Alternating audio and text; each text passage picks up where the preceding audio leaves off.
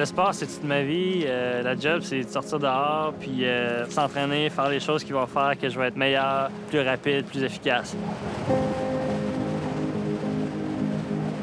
La souffrance, c'est pas quelque chose qui me fait peur. À la limite, pour un athlète de haut niveau, c'est quelque chose qui est sain. Le triathlon d'hiver, c'est une épreuve exceptionnelle. On va avoir eu le privilège d'avoir été les premiers à goûter à ça à Québec. Puis moi, je me sens privilégié de faire partie de cette aventure-là.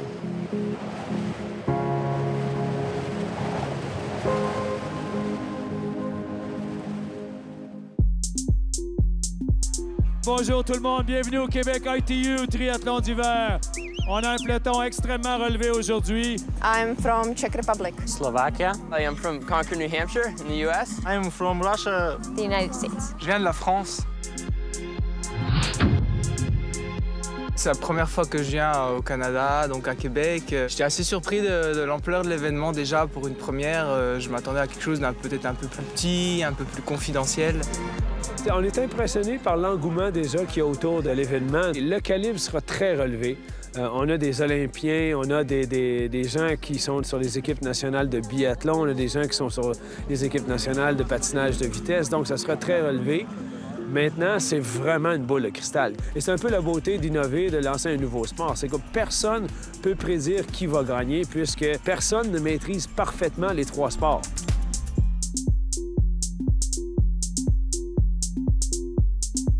Comment va se dérouler la course? Bien, c'est assez simple. Départ à la raquette, 3 tours pour 5 km. Ensuite, patin de vitesse, 28 tours pour 12 km.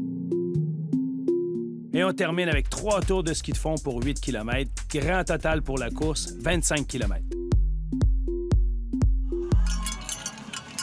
Voici vos athlètes. 7e aux Jeux de Vancouver en relais biathlon de Québec, Marc-André Bédard.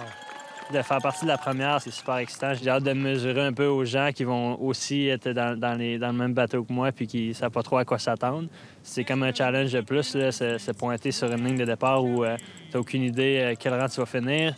Tu espères toujours gagner, mais on ne sait jamais. 2 fois olympien en biathlon de la Slovaquie, Dusan Simoko.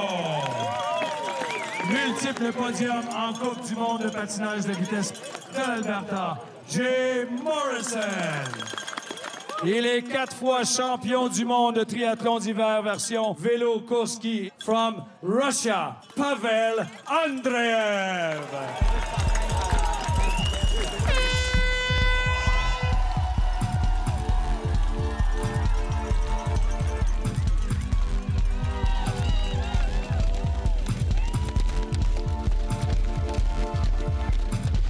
Joël Bourgeois, qui est un spécialiste de la course à pied, évidemment, qui s'est emparé de la tête. Maxime Leboeuf is on his tail. Moi puis les autres racketteurs, notre but, c'est de creuser autant d'avance qu'on peut à la raquette au début, puis aussi de faire souffrir les autres, parce que c'est sûr que moi, comme coureur, je vais mieux récupérer de la course, même si je serais moins bon en patin. Ça fait un petit peu ce jeu-là, mais c'est de l'expérimentation pour tout le monde.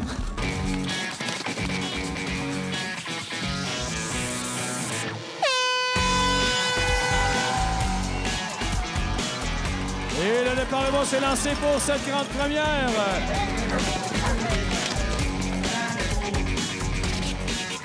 Les 3 disciplines ont été estimées environ 20 minutes par discipline. Donc, avec les transitions, on estime environ 1h05, 1h10 et pas plus qu'1h30 pour les plus lents. Amber Ferreira from the United States is leading after 1 lap of snowshoeing. À la base, je suis pas une excellente coureuse. C'est beaucoup musculaire. C'est les jambes, on a comme un poids supplémentaire. C'est vraiment difficile, la raquette, là. On est loin de la raquette de Babiche. On est très, très loin. On parle de raquettes où est-ce qu'il y a des normes très serrées, 21 pouces de long, 7 pouces de large. C'est des raquettes qui sont très, très performantes, qui nous permettent de faire des pas de géant en descente et qui, comme sont très légères, nous permettent de grimper assez facilement sans vraiment nous encombrer. Joël Bourgeois, numéro 117. 2 tours de raquette de compléter. Tout juste devant le numéro 119, Maxime Leboeuf. Ici, au Canada, on a toujours utilisé la raquette pour aller trapper, on allait faire plein d'activités, alors que Traditionnellement, dans les pays où est-ce qu'on s'attendrait qu'ils utilisent la raquette comme mode de transport, ils utilisaient plutôt le ski. Les Russes connaissent peu la raquette, ça se développe beaucoup à l'heure actuelle. Mais historiquement, eux, ils allaient trapper, ils allaient chasser en ski. Même chose pour les Norvégiens, les Suédois. C'est pas des sports qui sont très familiers avec, mais il y a vraiment une croissance phénoménale dans ces pays-là. Notre première dame qui complète un deuxième tour, Amber Ferreira. Et voilà, Evelyne Blouin qui est à ses trousses. Qu'est-ce que ça veut dire d'inventer un sport comme un nouveau triathlon? C'est un énorme défi parce que d'un côté, tu n'as aucune reconnaissance pour le nouveau sport à la base. C'est pour ça que ça a pris 6 ans avant qu'on monte le projet, qu'on puisse le présenter, le faire reconnaître par tout le monde. Et là, maintenant que c'est accepté, mais ça reste un défi pour tout le monde de dire, bon, on va attendre, on va voir ce que ça représente avant de s'engager dedans. Mais déjà, la réponse qu'on a eue des fédérations nationales de triathlon, des athlètes, tout ça, nous fait dire qu'on est vraiment sur la bonne voie.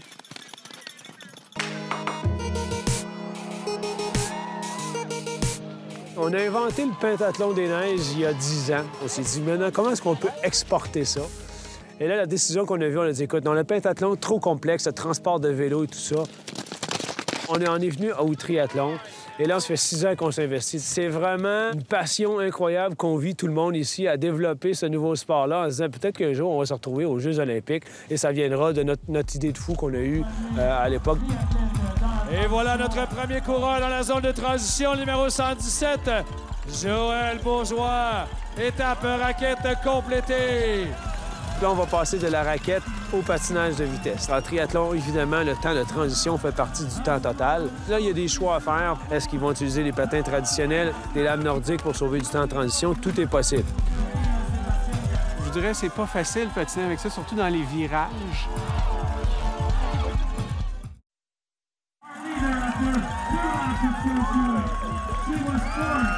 Les gens vont mettre des lames qu'on appelle des lames nordiques qu'on fixe après les bottes de ski.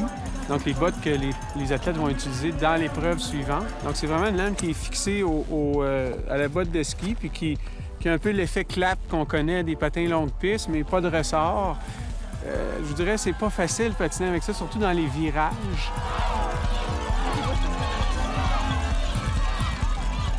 J'ai opté pour des lames nordiques. Je pense que c'est un peu le choix logique dans cet événement-là, étant donné qu'on sauve une transition, si on veut, là, de souliers qui peut être assez longue quand on a les mains gelées ou la fatigue embarque. Là, on a le shake qui pogne. C'est vraiment difficile des fois là, de changer. Si on compare, par exemple, à un patin traditionnel, un patin de vitesse, donc vous voyez, la bottine est très différente, beaucoup plus petite. Vous avez une lame qui est à ressort et qui... C'est pour ça qu'on appelle ça un clap, c'est que ça fait le bruit d'un clap. Et ça, c'est ce que les athlètes aux Olympiques utilisent en patinage longue piste. C'est beaucoup plus rapide dans les virages, beaucoup plus efficace, etc. Donc, évidemment, il faut changer de bottine. Donc, ça demande une transition supplémentaire, mais je pense que ça vaut le coup sur 12 km parce qu'on peut aller chercher 2, 3, 4 minutes si on est un bon patineur. Regardez voir la vitesse de Jay Morrison. On your marks. Depuis une quinzaine d'années, l'Union internationale de triathlon essaie de développer un format de triathlon d'hiver où est-ce qu'ils font encore du vélo, encore de la course à pied, comme à l'été, et en remplacement de la natation, ils font du ski de fond. Ça a peu de succès, je vous dirais. Il n'y a aucun Canadien qui a participé à une Coupe du monde depuis, je pense, les derniers 10 ans.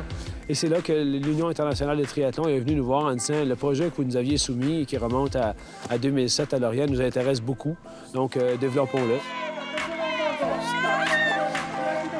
Our passion and our ambition is to be in the Olympic Games. One of the issues is that according to the Olympic Charter, everything has to be on snow or ice. And in many places, it's very difficult with the bicycle on snow because it can be dangerous or the road conditions aren't safe. They have to get off and push it through heavy snow or they're not on snow, which means that we're not really valid as a potential Olympic sport. So that's why when Francois came to us and offered this other perspective, we were quite intrigued because it fits so nicely, especially with skating. It's such a huge part of the Winter Olympics that combined with cross-country skiing, it really created an interest in us to look at this other format. L'idée est beaucoup plus cohérente du point de vue vraiment du non-triathlon d'hiver, déjà parce que C'est vraiment des sports d'hiver. Et puis aussi, il y a à la fois le parti neige avec la raquette et le ski et la partie glace qui existe avec le patin. Donc je trouve ça plutôt une bonne idée. Ce qu'on souhaite surtout, c'est que ça se développe partout. La croissance de l'événement de Québec va dépendre de ce qui se passe sur la planète. Si le sport se développe comme on s'y attend, ça sera ça vraiment notre récompense. Il va y avoir un paquet de monde qui vont s'intéresser à ces 3 disciplines-là parce que c'est excitant, c'est rapide. Je pense que ça reflète bien la nature de la ville, la nature du Québec et tout ça. Ça fit avec nos gènes. Et voilà notre première dame dans la transition pour compléter son étape raquette, la numéro 107, Amber Ferreira. I'm pretty new at speed skating, so it's just going to be an adventure. And if it really does go forward and move to an Olympic event, it's nice to be part of history and be, you know, someone that took part in the first ever snowshoe speed skate ski event. So. En ce moment, présentement, on a 1, 2 et 3 chez les dames dans la zone de transition, donc c'est très, très serré. Quand on vient de courir 5 km en raquette, on est fatigué d'un point de vue comme systémique. On a mal un peu partout, on est essoufflé. Après ça, on embarque en patin, puis là, c'est les muscles des jambes qui travaillent seulement. Puis après ça, on embarque en ski, puis là, les bras recommencent à travailler. Je pense que les bons skieurs vont bien se débrouiller de passer au patin au ski. Mais moi, je sais que je vais souffrir entre la course et le patin parce que c'est une transition pour moi qui n'est pas facile à faire. Là. Québec, capitale mondiale de l'hiver. Je pense qu'il n'y a pas un endroit sur la planète où on peut présenter un événement pareil dans un cadre urbain historique, sur du naturel, en plein centre-ville. A park this size, the Plains of Abraham, right in the middle of a city to host this kind of an event is really very special. And it's something that I think we're always looking for our big events.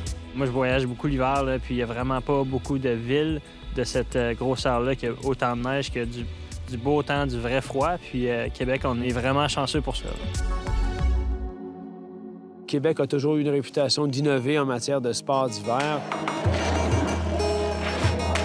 When you go to sport conferences, the city of Quebec is always there, you know, and they're trying to make a global brand for themselves. And for us to partner with a city like that wants to be on the global sports stage is really important because Quebec already has the attention of the International Olympic Committee.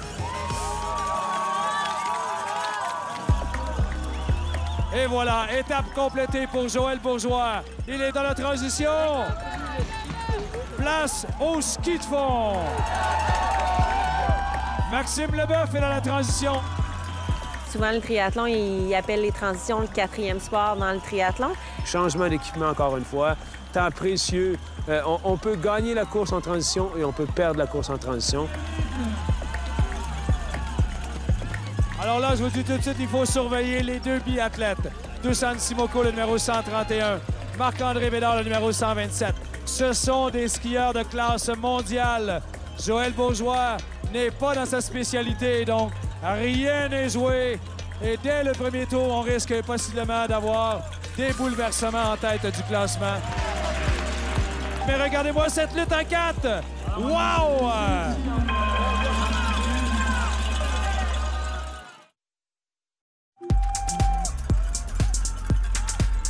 Et voilà notre première dame dans la transition, Annie Gervais. Evelyne Blouin dans la transition, notre deuxième chez les dames. Claude Godbout, la biathlète, elle rentrera dans sa grande spécialité, le ski de fond. Maxime Leboeuf, qui, après un premier tour de ski, est en avance. Mais regardez-moi cette lutte en 4! Wow! On sait pas trop qui va mieux s'en sortir dans les 3 sports, mais j'ai un feeling que ceux qui sont des très bons skieurs et qui sont bons dans les transitions risquent d'être les favoris. Il est à la chasse, le grand Andreev, le Russe. Ça nous avantage, nous, en tant que skieurs, justement parce que les gens vont commencer à être fatigués rendus à la portion ski, puis nous, ben, c'est notre discipline, donc je pense qu'on va ressortir un petit peu plus, là. On parle souvent de ça, douleur, souffrance, puis les gens, tu sais, c'est négatif, là. Ça semble négatif, mais les sportifs d'endurance, je pense qu'on est un peu des drogués là, de douleur, si on veut, là, parce qu'on recherche ça, on recherche cette bonne douleur-là, pas une douleur de blessure ou une douleur que c'est rendu trop loin, mais on recherche toujours la douleur qui est à la limite là, pour pour pousser notre corps au maximum. Puis ça, c'est positif. Les plus beaux moments que j'ai dans les événements sportifs, c'est quand ça faisait vraiment mal, mais que j'étais capable d'avancer au plus vite de mes capacités. À la fin, là, les derniers tours en ski de fond, c'est certain que je vais être vraiment fatiguée, puis ça va être difficile, mais je fais du sport depuis que j'ai 6 ans, puis les compétitions, donc c'est comme un peu un feeling qu'on est capable de vivre avec là, facilement. De Slovaquie, Dusan Simoko, notre meneur.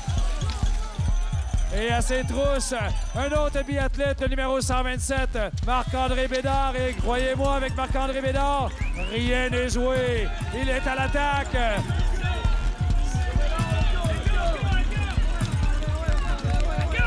Here he is. He's coming to the finish line. De Slovaquie, le numéro 131. Le champion de la première mondiale du Québec ITU triathlon d'hiver, Dusan Simoko. Et deuxième, et non le moins, on le connaît, regardez-moi le sprint à l'arrivée. On le reconnaît, 7e aux Jeux olympiques de Vancouver. Le Québec, le numéro 127, Marc-André Bédard. Super finish. I didn't expect that I can win. Why not?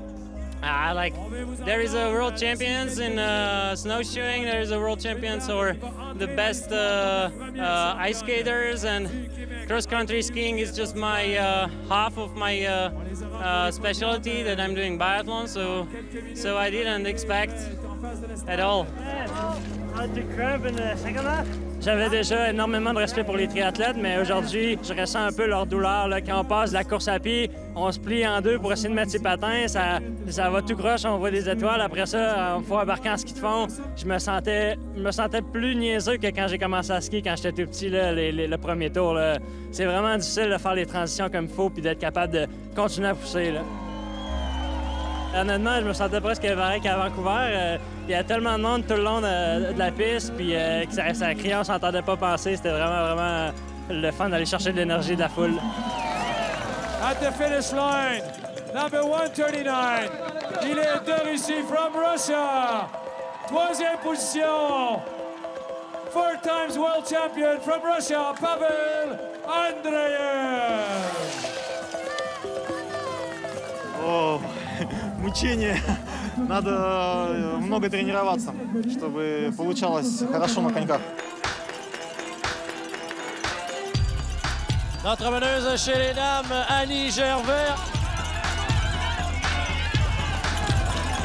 Avec encore 50 mètres à faire, que quelques mètres devant Claude Godbout. Notre championne chez les femmes, Annie Gervais. 2e position pour Claude Godbout.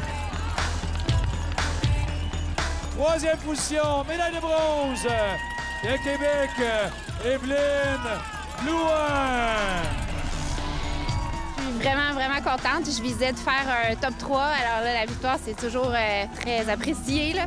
Évidemment, l'organisation est extraordinaire. Les conditions, le soleil, le ciel bleu. Puis la victoire, là, moi, je peux pas demander mieux. Là. Je suis comme ça une nage. C'était vraiment difficile. C'est pas une épreuve d'1 heure et quelques minutes. C'était vraiment 3 épreuves dans le piton, les 3. Là. Où j'ai trouvé ça le plus dur, ça a été en ski. Rire avec mal, là, parce que c'est ma force. Là. Les crampes des jambes, puis je chantais qu'il fallait que la ligne d'arrivée arrive. Là. Le patin, c'est long, c'est dur pour le dos. Difficile, mais ô combien génial. Médaille de bronze, Evelyne Blouin. Je regarde la foule, il y a énormément de monde aujourd'hui. Il y a des participants de 8 pays pour une première édition. Nous sommes extrêmement satisfaits. I really enjoyed every minute of it. There was so much action. You know, to have 6 Olympians from other sports competing today, it just made the whole thing so much more exciting and interesting. When you actually see these 3 sports put together in this really beautiful venue, it was better than what I expected. La première championne de l'histoire du Québec ITU triathlon d'hiver, Annie Gervais. Lahti en Finlande, Chamonix en France, étaient ici tout le week-end. Ils sont prêts, ils ont leur comité d'organisateurs est en branle, ils sont déjà prêts pour leur événement l'année prochaine. Donc, on aura 2 événements en Europe au minimum l'année prochaine. Et clairement, on aura au moins 2 ou 3 autres événements dans d'autres provinces canadiennes. On pense à Edmonton, on pense à Saskatoon. Le triathlon va faire des petits l'année prochaine, on vous le confirme. There is no way that the International Triathlon Union would want to miss out on this opportunity to support this format for winter triathlon. I'm very confident that this will become part of the winter circuit. Du Canada, Marc-André Bédard! Il y a beaucoup d'intérêt envers ce sport-là, puis il y a 3 sports là-dedans, donc si ça peut pousser les jeunes à dire hey, le patin, ça a l'air le fun, j'aimerais ça faire ça, ou la course à raquette, ou le ski, ou les 3, tu sais, c'est le but en arrière de tout ça, je pense. Et notre grand champion, il entre dans l'histoire de la Slovaquie, Dušan Šimko! That's what I wanted to be at the birth of this new sport, and I hope that it will be popular and it will be very famous in the world.